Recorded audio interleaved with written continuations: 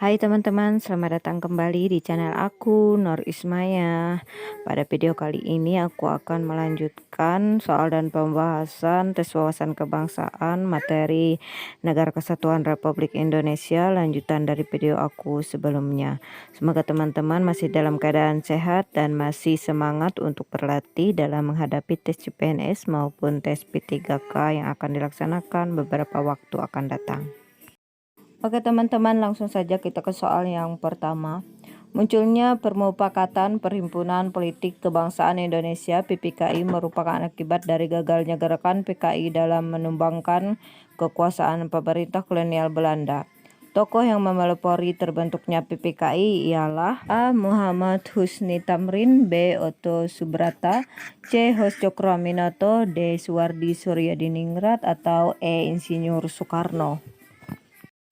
Salah satu tokoh yang memelopori terbentuknya PPKI ialah Insinyur Soekarno. Jadi jawabannya adalah E, teman-teman.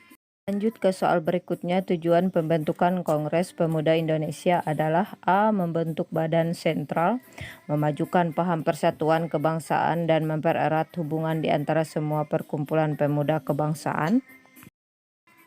B. Menggugah semangat kerjasama di antara bermacam organisasi pemuda tanah air supaya dapat mewujudkan kelahiran kesatuan bangsa. C. Menyempurnakan derajat bangsa Indonesia dengan melakukan hal-hal yang nyata dan dapat dirasakan oleh rakyat. D. Mempersiapkan kehidupan bangsa Indonesia yang merdeka, atau E. Memajukan bangsa Indonesia pada masa kemerdekaan. Tujuan pembentukan Kongres Pemuda Indonesia adalah membentuk badan sentral, memajukan paham persatuan kebangsaan, dan mempererat hubungan di antara semua perkumpulan pemuda kebangsaan. Jadi, tujuan pembentukan Kongres Pemuda Indonesia adalah A. Membentuk badan sentral, memajukan paham persatuan kebangsaan, dan mempererat hubungan di antara semua perkumpulan pemuda kebangsaan. Jadi itu ya teman-teman jawabannya. Lanjut ke soal berikutnya. Perjuangan dan pergerakan bangsa Indonesia yang bersifat tradisional atau berdasarkan kemajemukan bangsa Indonesia disebut A. Gerakan melawan pemerasan, B. Transformasi etnik, C. Pergerakan bersifat kedaerahan, D. Gerakan Ratu Adil, atau E. Pergerakan bersifat agama. Perjuangan dan pergerakan bangsa Indonesia yang bersifat tradisional atau berdasarkan kemajemukan bangsa Indonesia disebut transformasi etnik. Jadi jawabannya adalah B ya teman-teman.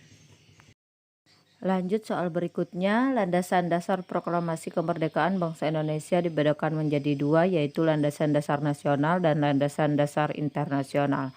Berikut yang merupakan isi dari landasan nasional adalah A. Tidak boleh ada perluasan daerah tanpa persetujuan dari setiap bangsa berhak menentukan dan menetapkan bentuk pemerintahannya sendiri. C. Bahwa kemerdekaan itu adalah hak segala bangsa, oleh sebab itu penjajahan di atas dunia harus dihapuskan karena tidak sesuai dengan peri kemanusiaan dan peri keadilan. Atau D. Setiap bangsa berhak mendapatkan kesempatan untuk bebas dari rasa takut dan bebas dari kemiskinan. Atau E. Meneguhkan keyakinan akan dasar-dasar hak manusia sebagai manusia sesuai dengan harkat dan martabatnya. Landasan dasar proklamasi kemerdekaan bangsa Indonesia dibedakan menjadi dua, yaitu landasan dasar nasional dan landasan dasar internasional. Yang merupakan isi dari landasan nasional ialah kemerdekaan itu adalah hak segala bangsa, oleh sebab itu penjajahan di atas dunia harus dihapuskan karena tidak sesuai dengan peri kemanusiaan dan peri keadilan. Jadi jawabannya adalah C ya teman-teman.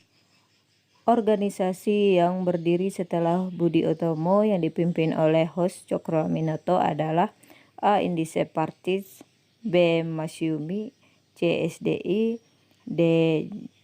Jamiyah Nadatul Ulama, atau E. PNI. Organisasi yang berdiri setelah Budi Utomo adalah Serikat Dagang Islam atau SDI yang diketuai oleh Hos Cokroaminoto. Jadi Jawabannya adalah C ya teman-teman. Selanjutnya, hukum publik antara lain mengatur hubungan antara A. Seorang warga negara dengan warga negara lain, B. Orang-orang yang menjadi pejabat pemerintahan, C. Seseorang dengan benda yang menjadi hak miliknya, D. Warga negara sebagai organisasi kekuasaan, atau E. Menteri yang berkuasa penuh atas rakyatnya. Hukum publik antara lain mengatur hubungan antara warga negara sebagai organisasi kekuasaan. Jadi hukum publik antara lain mengatur hubungan antara D. Warga negara sebagai organisasi kekuasaan ya teman-teman.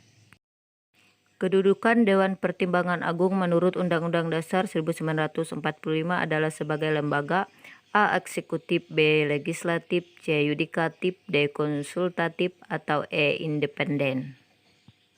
Kedudukan Dewan Pertimbangan Agung menurut Undang-Undang Dasar 1945 adalah sebagai lembaga konsultatif. Jadi D ya teman-teman. Mahkamah Agung mempunyai hak untuk menguji terhadap peraturan perundang-undangan yang berlaku kecuali A. Peraturan pemerintah, B. Keputusan Presiden, C. Keputusan Menteri, D. Peraturan daerah, atau E. Keputusan Wapres. Mahkamah Agung mempunyai hak untuk menguji terhadap peraturan perundang-undangan yang berlaku kecuali terhadap peraturan daerah. Jadi jawabannya adalah D ya teman-teman.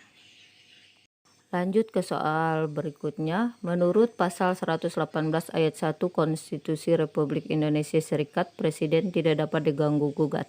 Pernyataan tersebut mengandung makna bahwa Presiden A. memiliki kekuasaan yang cukup luas, B. berkedudukan sebagai kepala negara, C. berkedudukan sebagai kepala pemerintahan, D. merupakan lembaga tertinggi negara, atau E. Presiden memegang peran yang tidak dapat digantikan. Menurut pasal 118 ayat 1 Konstitusi Republik Indonesia Serikat, Presiden tidak dapat diganggu-gugat. Pernyataan tersebut mengandung makna bahwa Presiden berkedudukan sebagai kepala pemerintahan.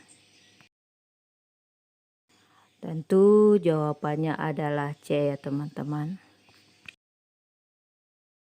Lanjut ke soal nomor yang terakhir. Menurut Undang-Undang Dasar sementara 1950, pengesahan Undang-Undang Dasar dilakukan oleh A. Konstituante, B. Presiden, C. Kabinet, D. DPR, atau E. MPR. Menurut Undang-Undang Dasar sementara 1950, pengesahan Undang-Undang Dasar dilakukan oleh Presiden. Nya adalah B ya teman-teman. Oke teman-teman, demikian yang dapat aku sampaikan di video aku kali ini. Semoga bermanfaat buat teman-teman. Tetap semangat dalam latihan untuk menghadapi tes CPNS maupun tes P3K yang akan dilaksanakan beberapa waktu akan datang. Jangan lupa like, comment, and subscribe. Sampai bertemu di video aku selanjutnya.